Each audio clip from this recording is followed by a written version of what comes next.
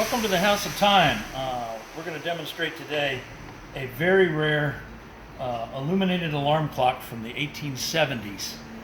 What it does, the alarm goes off, and it strikes a match, and it lights the lamp right here.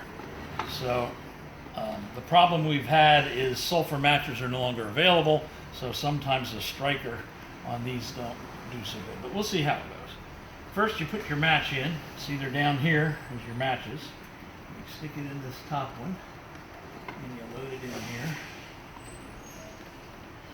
And then you cock this thing and set it. And then turn this match over here like this. Like that. Get everything set. And then when the alarm goes off, we'll move this so the alarm goes off.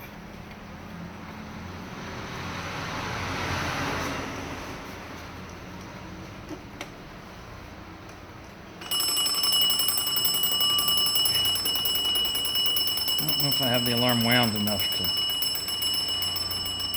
I'm going to have to wind the alarm in a second. Pause this. You ready?